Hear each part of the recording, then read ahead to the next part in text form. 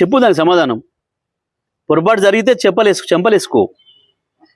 నీ ఇరిగేషన్ మంత్రి చెలవకుండా రాసిండా ఆ ఉత్తరం? 45 టీఎంసీలకు ఒప్పుకునే ఉత్తరం,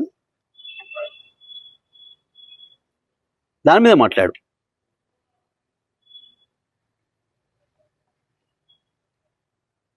తప్పకుండా తోలు వలుస్తాం ప్రభుత్వాన్ని.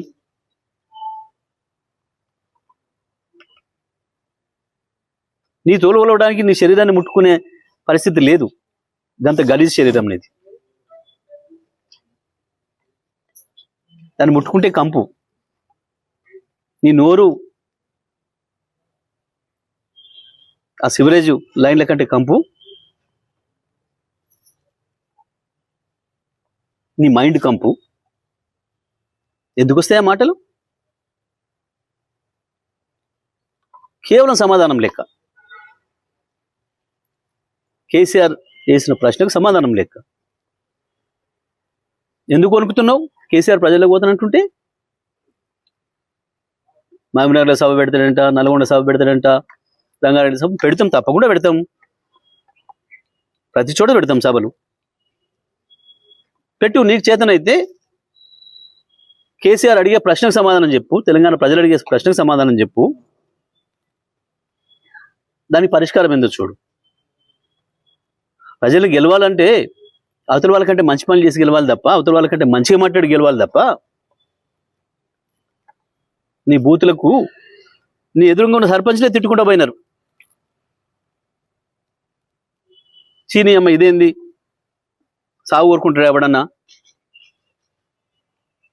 2 ఏళ్లలో ఒక్కసారి కేసీఆర్ నీ పేరు ఎత్తుకున్నాడా ఎప్పుడన్నా? లేని కేసీఆర్, లేని కేసీఆర్ గురించి బూతులు ఎందుకు మాట్లాడుతున్నావు?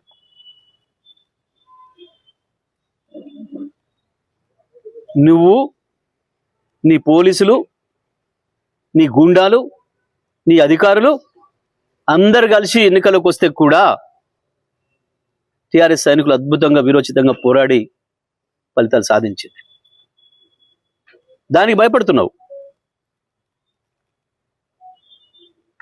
దీనికే ఇట్లా ఉంటే మా బట్టలు ఇప్పుతాడు, మా భాగవతం బయట పెడతాడు, రేపు మహబూబ్నగర్కి వచ్చి, రేపు నల్గొండకు వచ్చి, రంగారెడ్డికి వచ్చి మా దొంగతనాన్ని దొరకబడతాడు, ప్రజలకు అప్పచెప్తాడు అన్న భయంతో, ఫ్రస్ట్రేషన్తో ఈ బూతులు మాట్లాడుతున్నారు. ఎవరు ఒప్పుకోరు తెలంగాణ ప్రజలు. ఎన్నడూ లేదు తెలంగాణ చరిత్రలో ఇంత నీచమైన భాష మాట్లాడిన రాజకీయ నాయకుడు ఇప్పటివరకు కూడా లేడు తెలంగాణ చరిత్రలో ఎప్పుడు కూడా.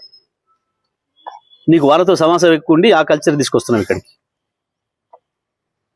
ఆనాడు పొద్దున్నాక ఇప్పుడు తెల్లందాక చీకటి ఒప్పందాలు, చీకటి సవాసాలతోని ఆ గలీజ్ భాషను ఇక్కడ తీసుకొస్తున్నావు. నువ్వు ఎంత దిగజారినా మేము మాత్రం ఆ స్థాయికి రాము. మేము కేసీఆర్ చెప్పిన పద్ధతిలోనే ఉంటాం. రాక కాదు, మాట్లాడలేక కాదు.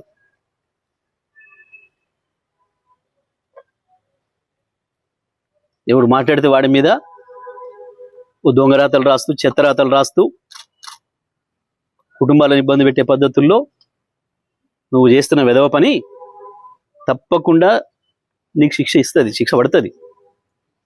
నువ్వు ఇవాళ మాట్లాడుతున్న ప్రతి మాటకు, నువ్వు చేస్తున్న ప్రతి చర్యకు తప్పించుకోలేవు శిక్ష నుంచి. అది ప్రజల చేత పడుతుంది, చట్టం చేత పడుతుంది, శిక్ష వేయబడుతుంది. రేవంత్ స్పష్టంగా చెప్తాను, సూటిగా చెప్తున్నాం. నువ్వు కేసీఆర్ని ఏదైతే బండలు కట్టుకొని దీన్ని దురుకు దంట దురికి చావుని మాట్లాడుతున్నావో, తెలంగాణ ప్రజలు మళ్ళీ మళ్ళీ మళ్ళీ మళ్ళీ నువ్వు లేచి వచ్చే అవకాశమే లేకుండా బండరాలు కట్టి నిన్ను మూసిలో పడేస్తారు. నీ రాజకీయ ప్రస్థానానికి ముగింపు పలుకుతారు. నిన్ను ఫిజికల్గా చంపుతారని మేము అనడంలే, రాజకీయంగా నిన్ను బండలు కట్టి మూసిలో పడేస్తారు వచ్చే ఎన్నికల్లో. ఇటువంటి పిచ్చి మాటలు మానేయి, హౌలా మాటలు మానేయి, భాష మార్చుకో, ముఖ్యమంత్రి స్థాయిలో మాట్లాడడం నేర్చుకో. నువ్వు రెచ్చగొట్టాలని చూసినా, ఇంకోటి చేసినా మాకు ఆ ఓపిక ఉంది. ఎందుకంటే నీ భాషల్ని చూసి వచ్చిన వాళ్ళం, నీ భాషల కుట్రలను ఎదుర్కొని వచ్చిన వాళ్ళం. నువ్వు ఒక బచ్చగాడి వాళ్ళ ముందట, కేసీఆర్ ముందట నువ్వు వేసేవన్నీ కుప్పిగంతులు. హనుమంతుడి ముందర కుప్పిగంతులాగా వేస్తున్నావు. దానికైనా పద్ధతి నేర్చుకుంటే మంచిది రేవంత్ ఇప్పటికైనా.